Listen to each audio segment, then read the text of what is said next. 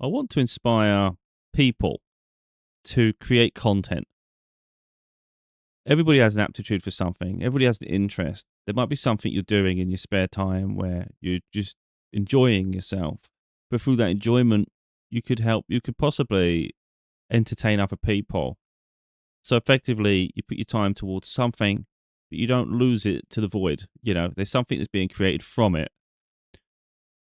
So I've done many YouTube videos over the years, and some people might look at the content. You might think of the view count and the subscribes and think it's a waste of time. I don't consider any of it a waste of time, because what happens is, over time, the more you invest in something, you create a library. So one day, if it does pick up, all of a sudden, all these avenues, they can generate income, of course, but also it just creates a bit of a legacy, really. So someone might be interested in sort of my books, for instance, and they might be interested in something I say on camera. All of a sudden, there's gaming content, there's books I'm reading, there's other avenues for people to perhaps enjoy. So my point really is, you can sit there and do things in your free time, or you can create something of substance from it. And I personally think that's a wise investment in ourselves, and also really in others. So I just want to show, obviously you can see the books. So that starts off course with an idea of a concept for the first one, doesn't it? And then you just start working on it. By the time you finish, you've created something quite substantial, which then leads on to create more, and more, because you've got an aptitude for it, and it just grows. So I created a post last night, just saying that I'm taking a break because you can get exhausted and it can be a bit habitual, like addictive. You feel compelled to do something all the time. So there's always going to be a need for balance. But there's something I found it quite beautiful, to be totally honest. Now, look, the things I'm interested in aren't always going to be the things other people are interested in. I've got a nephew that, to be honest, I've given up trying. It's just sometimes you can invest so much in someone and they don't listen, or they just don't get it. Maybe one day they will, but you can only help people to a certain degree. So they play video games. I said, if you're going to play video games, why not record the video game? Then you create a YouTube channel or something, and all of a sudden you've not just played video games aimlessly. There's something you've created from it, so it's not a waste of time to a degree.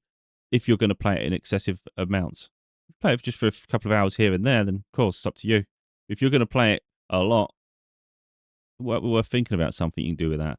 Also likes DJing, but hasn't really invested too much in it in certain areas where I think he could. So I can't understand, if you've got an aptitude for something, why not make a channel? Yeah, music would get copyrighted likely. You might not be able to monetize the channel, but you've created a library, you've created substance, you've created like an image of yourself. So it doesn't matter what avenue it is, even if it's just pottery or anything. It's so often what it is, we take what we do for granted. It's easy to think it's simple. Anyone can do it. I have absolutely no knowledge of pottery. I have no knowledge of DJing in terms of like the mix and all that. So the things you think are obvious, it's not so obvious to other people, and there'll be people that actually have a genuine interest in something, or they might stumble across it and all of a sudden this is interesting. So everybody can influence other people in a positive way, and also you can create something there. And like through my journey, one thing has led to another. So I started off just creating gaming content very many years ago, and that made me get interested in web design. So I started investing in that direction, and then I'm getting more comfortable on camera. So that's built me up to who I am today, where I'm comfortable on camera and I can articulate. That's through constant, really being on the camera. So it started off with the gaming stuff, really, but then I started getting, it can get overwhelming. So it's important to build some sort of direction to it. Otherwise, you'll always feel exhausted, really. I'm just going to show a couple of examples, really, of what I've been doing. And this is only an example, really, because I've done other content that maybe I've just closed that channel down. I've closed this. Again, I think it all just leads somewhere. And hopefully people can see what I've done, and maybe it'll look and think, yeah, okay, some metrics, they don't add up to the point where you'd say that's successful. Maybe not today. Maybe not today. Maybe never. But I'm proud of what I do. I know what I've done. Whether the world does or not is kind of irrelevant to a degree, isn't it? People will stumble upon it or they won't. But if you worry too much about all the other things, the external factors, it's like it'll put you off, and it might make you not value what you've done. It has to start with ourselves. Are you proud of what you've done? So just do. If you start from yourself as the audience, I don't think you can go wrong. So I enjoy watching back my content. So I am like my fan. I'm enjoying it for me, and I'm hoping it helps other people. So my main channel, of course, like I say, we've got with books here, and then if you're watching it here, you probably know my channel anyway. But I talk about like life in general, personal growth, things we go through, and even politics a little bit. I try not to go too far with it and things in society because you go down a minefield with that. And then I'm spiritual, so I share some of my spiritual experiences. And then there was some other stuff I was doing. So I was mixing my channel quite a lot because I always have this other interest where I want to read the first chapter of books because I enjoy doing it and I want to get people reading. I want people to see how exciting it can be, not just by maybe reading in silent, although most people do. Maybe perform as you read. It can make it interesting for other people. So I just want to show people how interesting it can be, and there's so many variations to it. Of course, it's not just reading in silence. And then I did a bit of my gaming content because I missed it a little bit. But anyway, don't digress too far. This is just about me, really. That's my main channel. And then what I've done, I've promoted at the top of every single one of these channels my profile. So look, I've done it. This one I need to move back. I might move up to the top as well, just to keep conformity. But this is my gaming one now, and I've only had it a month. I've got other gaming channels in the past, but this one I've just been like making so many videos because I wanted to create it. So I've just spent time making this thing because I've been enjoying the games. Some of the games I played for an hour or so because I wanted to show people that game. So I just did it, and then I move on to another game. And other games I'm playing anyway. So if I'm playing it, I might as well hit record. Now, it does come some pressure sometimes because sometimes it is a bit more relaxing not to have to worry about anything and just play for the enjoyment of playing. So sometimes I don't want the camera on, I don't want the light on, I don't want to mess about. And so, yeah, I'm having to try and find a way to figure out what it is I want from the channel. So far I've created all the content I want to a degree, but now it's figure out what do you actually want the direction of it, because you're going to get burnt out because it's never ending. So I'm focusing some of the playthroughs at the moment, ones I actually want to play, and then on the side I'll do things that are not on camera all the time. But anyway, that's just one area that I've just been doing, and then I've been doing this one. I've really invested in this one at the moment because I feel like this has enough that I can stop for a moment or just create a little bit of content. But this one's my reading one, where, like I said before, I was doing it already under here. This is me. I've actually showed. So what I'm doing on this of my playlists, and I'm adding my own videos from these channels into these playlists to keep them up to date and relevant, But I was creating content before, but I'm doing them all fresh again for this channel. But yeah, I'm excited for I know the direction I want it to go. So if there's a prominent author, for instance, like Stephen King, I'm going to do I'll make a playlist just dedicated to Stephen King. People know who Stephen King is. Then I'm going to have things like horror, thriller, supernatural, even maybe something like kids' books or something. There'll be different genres of books, and fantasy as well. So that's going to be really, really fun. It's going to be fun for me because it gives me all different types, and even like non-fiction, like historical stuff. There'll be all sorts. And if for the most part, it's just the first chapter of each book because you've got copyright issues. You can't just go read someone's book all the way through, and I don't think it's necessary. I just want to raise awareness to books, really. So if someone watches one of those videos, they'll get an idea of that book, whatever one it's promoting, really. And hopefully get them thinking, oh, that could be a good book. Well, that could be a good book. Or hopefully, beyond that, you might think, oh, it's interesting to read books from an entertainment point of view rather than just read in silence all the time. That could be fun too. That's, and of course, by extension with all that, I just thought, wait a minute, I can also do my books, and I can put my books at the top because that's a good way to promote them. That's not how the channel started, by the way. I just thought, well, that's perfect. That's the perfect place to place them, actually. So I'll do that. Hence why, look, if I was doing it to promote my books, I'd have all my books recorded first. I didn't. I did like one or two of Stephen King, then I did another one of mine. I did one of mine because I thought, wait a minute, I could do some of mine. Then I did another one. Then I've done 2 more Stephen King. So, this isn't about promotion at all. It's about just getting back to getting the enjoyment of reading. And my point there is, I've always done gaming content. Then I moved away from gaming content to focus on more serious aspects of life, like through my books. By extension, then I started thinking, well, there's other audiences maybe who don't read, so I'll do video content and audio content. Huh. And now it's gone full circle back to the point where, I'll read the books out loud. It's almost like I want to get people interested in books and reading in general. So I'm writing my own, but then I'm also going to read books. So it's sort of almost like get people to hear it before they start reading, I guess. But the point really there is, it's almost like a strange idea for a video channel to be reading books, but I think personally it just shows anything, doesn't it? Even if you just play board games, if you've got like an absolute obsession with board games, that could be interesting for people too, because if you've only got one game, yeah, get boring. But if you've got like a multitude of different board games, you've got family board, I don't know all the types you can have. Even that would be interesting. Interested in Lego, create Lego videos. They quite popular from my understanding. I just think there's a niche for everyone, and it's easy to think that what you're good at or what you're interested in isn't really that interesting to others, and you actually find it very much can be. And like I've hopefully shown, one thing can lead to another. So, and you gain experience, so you just get better at something anyway. You'll find confidence in yourself. I think that's personally a lot of it as well. You'll find confidence in yourself before you start to get recognition from other people. So even if someone later on says, "Oh, this is rubbish," you think it might hurt straight, like immediately. You think that's insulting. You might think that's insulting. But then when you think about it, you just take even just a few seconds. You don't even have to take long. You just think, "Wait a minute, what they're talking about? It's awesome. I like it." Do you know what I mean? Like, so what agenda do they have?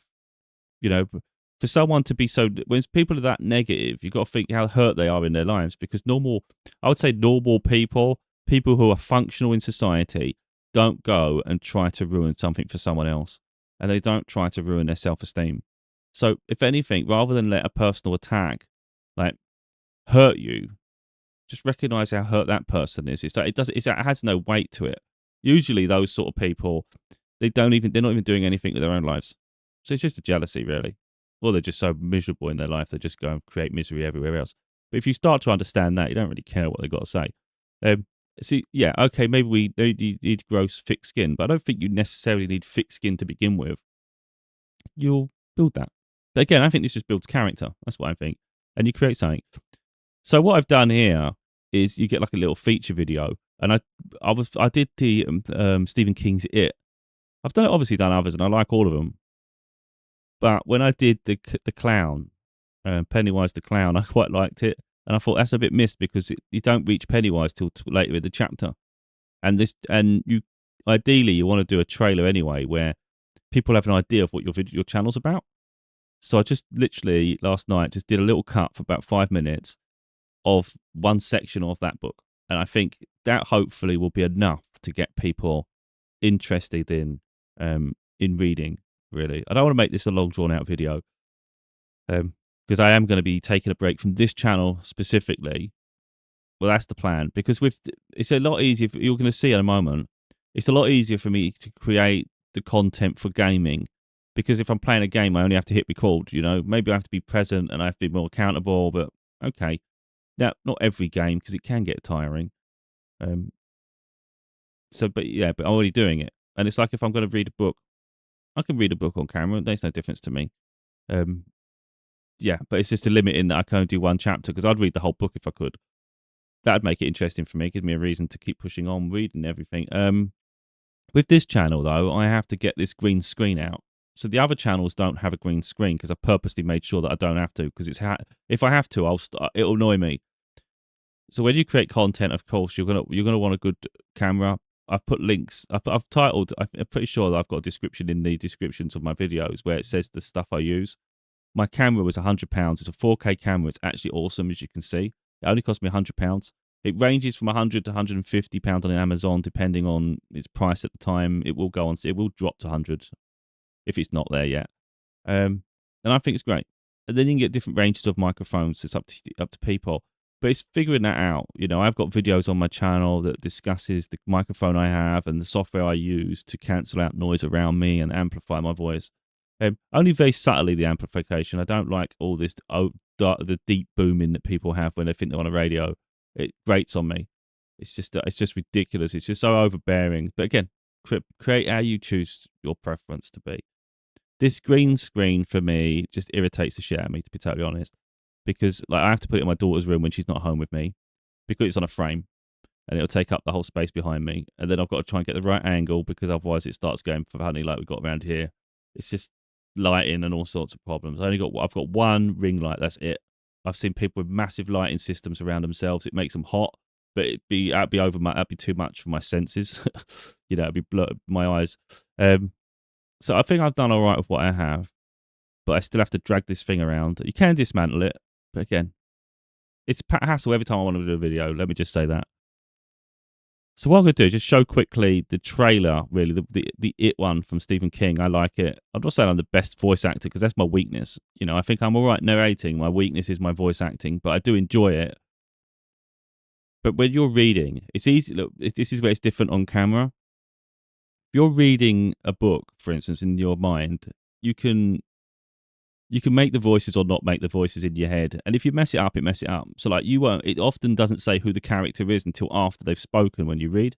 So when you're trying to read it like a script, it's not easy because you actually have to preempt and hopefully get the right character when you're talking. So you might put a voice on and it might be the wrong character. That's always the stumbling block with it. And that's what drives me nuts, because you're trying. So sometimes you might see me pause just for like a second or something, or there's just some very minor pause. It might be that I'm not quite sure, so I'm having to look at the end of the speech to figure out what character it is. I don't do it all the time, but sometimes I'm thinking, I'm not sure where this one's going. but I do my best. If I was doing this professionally, like where I do my own audio books for my books, I cut them a lot. So I might do like 5 minutes, 3 minutes, and if I stumble one word, I cut. I stop, and I'll find the bit where it should end, and then I'll re-record, and I listen to make sure it's smooth, so it doesn't look like it was cut. With this, it's raw, so everything's in one cut. So if I can manage a 40-minute video and maybe I've made 3 slight mistakes, I think that's awesome, because even on my own work, I don't usually perform like that. But anyway, and again, I think that's through experience. You just get better. So I want to just show because I think it's so out of the left field, this channel, that I'm really enjoying it. But hopefully people will enjoy this too, and I'll share it. The clown held a bunch of balloons, all colours, like gorgeous ripe fruit in one hand. I thought I had to make it bigger. In the other, wait a minute, how'd you make it bigger? He held George's newspaper boat. Wait a minute. The clown held a bunch of balloons, all colours, like gorgeous ripe fruit in one hand. In the other, he held George's newspaper boat. Want your boat, Georgie? The clown smiled. George smiled back. He couldn't help it. It was the kind of smile you just had to answer. I sure do, he said. The clown laughed. I sure do. That's good. That's very good. How about a balloon? Well, sure. He reached forward and then drew his hand reluctantly back. I'm not supposed to take stuff from strangers. My dad said so. Very wise of your dad, the clown in the storm drain said, smiling. How George wondered. Could I have thought his eyes were yellow? They were bright dancing blue, the colour of his mum's eyes and Bill's. Very wise indeed. Therefore, I will introduce myself if I, Georgie, am my Mr. Bob Gray, also known Pennywise the Dancing Clown. Pennywise, meet George Denborough. George, meet Pennywise. And now we know each other. I'm not a stranger to you. You're not a stranger to me. Correct? George giggled. I guess so. He reached forward again, drew his hand back again. How did you get down there? Storm blew me away. Pennywise the Dancing Clown said. Blew the whole circus away. Can you smell the circus, Georgie? George leaned forward. Suddenly, he could smell peanuts, hot roasted peanuts, and vinegar. The white kind you put on French fries through a hole in the cap. He could smell cotton candy and frying duff boys and the faint but thunderous odor of wild animal shit. He could smell the cherry aroma of midway sawdust, and yet under it all was the smell of flood and decomposing leaves and dark storm-drained shadows. That smell was wet and rotten, the cellar smell. But the other smells were stronger. You bet I can smell it, he said. Want your boat, Georgie? Pennywise asked. I only repeat myself because you really do not seem that eager. He held it up, smiling. He was wearing a baggy silk suit with great big orange buttons, a bright tie, electric blue flopped down his front, and on his hands were big white gloves, like the kind Mickey Mouse or Donald Duck always wore. Yes, sure, George said, looking into the storm drain. And a balloon? I've got a red, a green, and yellow, and blue. Do they float? Float? Clown's grin widened. Oh, yes, indeed they do. They float, and there's cotton candy. George reached the clown-sized arm. The clown seized his arm, and George saw the clown's face change. What he saw then was terrible enough to make his worst. Imaginings of the thing in the cellar looked like sweet dreams. What he saw destroyed his sanity in one clawing stroke. They float, the thing in the drain crooned in a clotted, chuckling voice. It held George's arm in its thick and wormy grip, pulled George toward the terrible darkness where the water rushed and roared, bellowed as it bore its cargo of storm debris towards the sea. George craned his neck away from the final blackness and began to scream into the rain, to scream mindlessly into the white autumn sky which curved above Derry. On that day in the fall of 1957, his screams were shrill and piercing. All up and down Witcham Street people came to their windows or bolted out on porches. They float, it growled. They float, Georgie, and when you're down here with me, you'll float too. George's shoulder socked against the cement of the curb, and Dave Gardner, who had stayed home for his job at the showboat that day because of the flood, saw only a small boy in a yellow rain jacket. A small boy who was screaming and rivering in the gutter with muddy water surfing over his face, smacking his screams sounding bubbly. Everything down here floats, that chuckling rotten voice whispered. And suddenly, there was a ripping noise and a flaring sheet of agony, and George Denborough knew no more. Dave Gardner was the first to get there, and although he arrived only 45 seconds after the first scream, George Denborough was already dead. So, as you can see there, I don't know if you picked up on it there, but I didn't have the green screen. It's just not there because I've done it on purpose. Let me see if we can go replay. The clown won't play it. So I've just done a circle frame really and put myself into it. Just done that. It's a bit of filter you have to do that. It's a bit of a manipulation of the camera. You have to do some sort of like fancy work with it. Now, just to put it into context, there I already did this background on my previous videos when I had it on my other channel, and I couldn't find the raw size of this. So I've added this. I did this template, and I couldn't find the one I had without me in the background. I was like, oh, this is frustrating. So I put this camera on. Now I have found the one without me in the background because the way I've done this camera, which I don't know if it was totally intentional, it's not perfectly lined up. But I think it's quite interesting that it lines up slightly. So I actually like it. So I could do it without that in the background, the image, the me.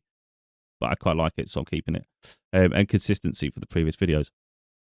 But I just want to show people that there's so many avenues to what you can sort of create and do. The other thing I want to show is, because there's something on the mind there as we're getting to the end of that video. On my main profile channel, this one, Stephen Bradley Waters, I don't have comments, because there's serious conversation, things I speak about. I'm not worried about other people's reactions to what I do. So some people might see it as a weakness and they might say that. Again, I don't care what people think in that general. It's like I create. I'm the creator. It's up to me how to deliver the content, and it's up to me the settings I want to allow. And it's like, it's just as simple as that. The reality is, I'm sick and tired of society being reactive to things and not thinking things through or having an open mind. And I'm sick and tired that other people, that when they come across content, if someone wants to be a dipshit and I haven't caught it yet, yeah, because you can't just sit there monitoring things.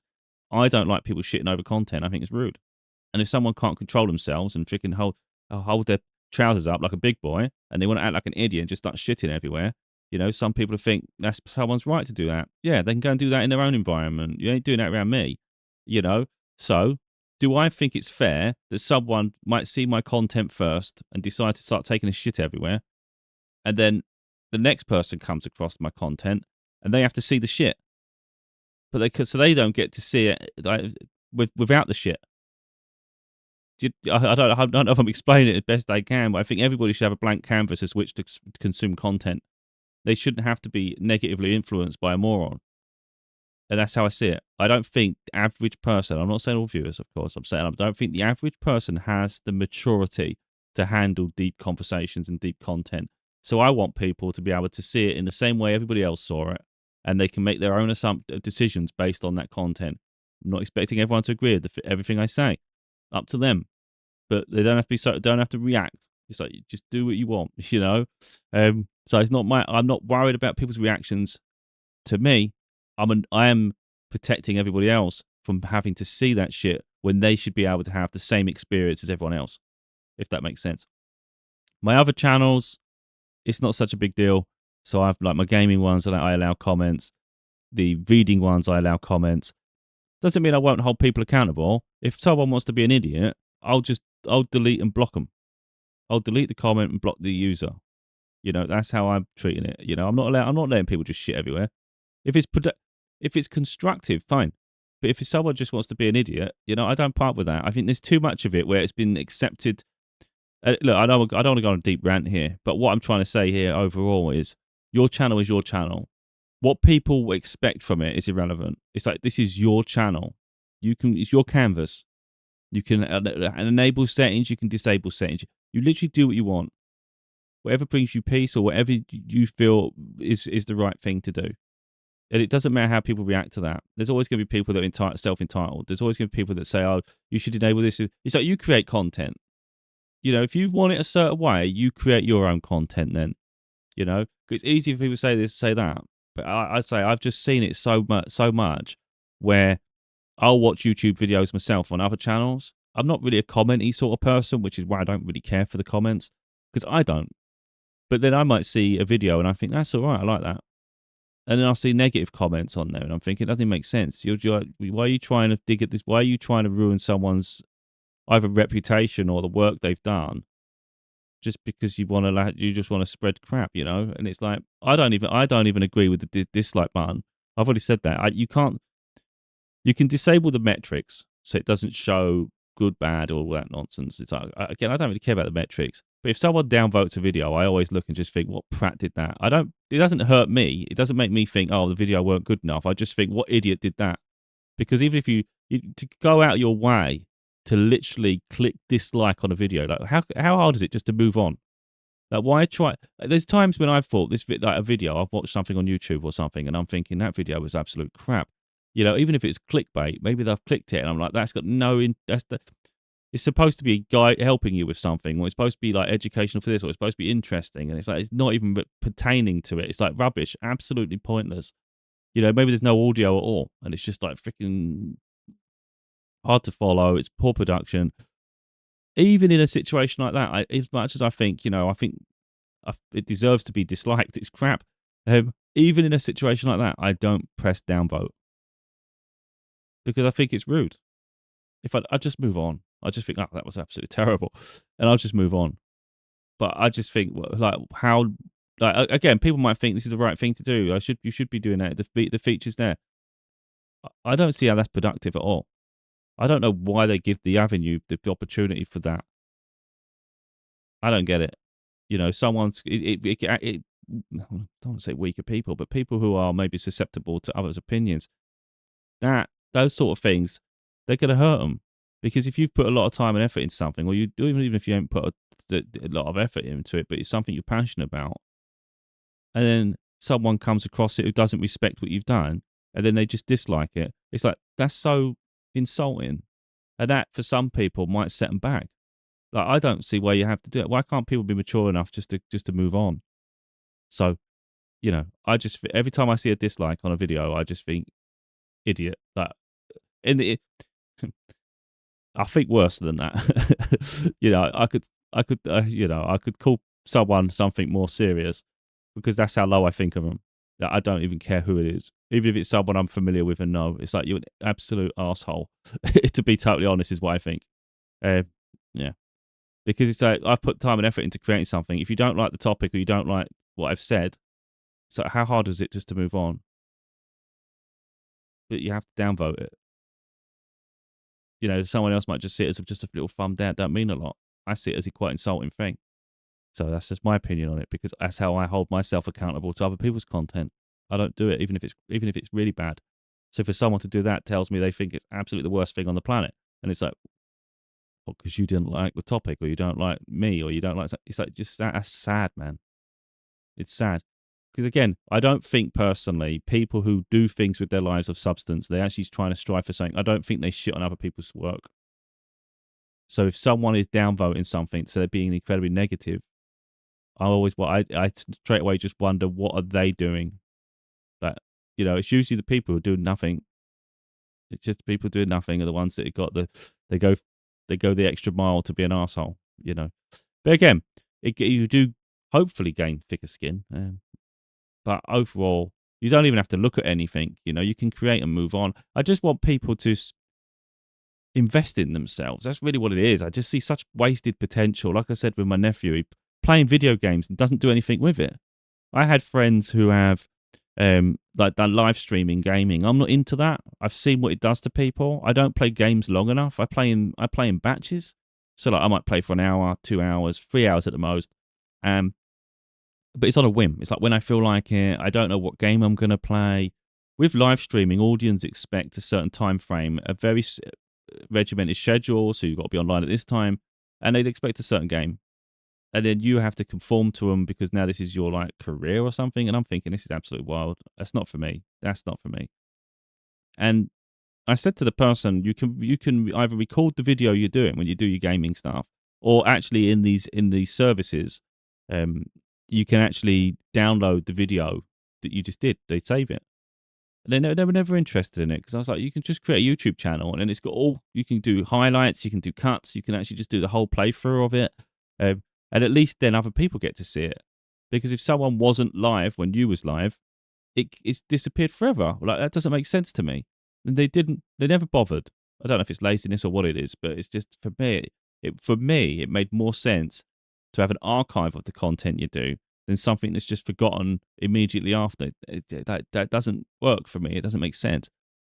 So again, two subsets there. You've got one who creates content live, who doesn't decide to archive it. And then you've got one that plays video games habitually, like crazy, but doesn't record anything. And it's kind of like, well, what is the... Like, I'm not saying what's the point, because you might have fun, but it's just a waste of life, because you're actually not achieving anything. It's quicksand with gaming. Like any vice, it's just quicksand, unless you're doing something that's meaningful with it. So like I say, with my one, I've created a YouTube channel. It's 75 videos in the best part of a month. There's certain games that I will play more often than others in my spare time, because I've got a lot of games. I'm not playing all these on a regular basis. You couldn't possibly. But like, for instance, if you're talking about like in my personal life, I'm playing Fortnite a lot. I go through chapters and seasons. So what it is, they usually mix the maps up. They make new maps, the new game mechanics, characters. It all changes. So some seasons and chapters I like, and some I get a bit fed up with. So like, it's annoying when I find something I like and then it changes. Again, there's a wide audience. So at the moment, I'm playing it a little bit, but not as much as before. The way it's going at the moment, I can see me taking a break from it, which I have no problem with. But so at one moment, I might play it a lot because it's fun. And then other times, I don't like the changes, so I take a step away. And then I'll come and check again later. And if it's fun, I'll play it. But anyway, at the moment, it was Fortnite, but that's tapering off. Battlefield, I've just took a little break from because it gets a bit sweaty, so it gets quite intense. So I don't like one of the new maps. It's doing my head in.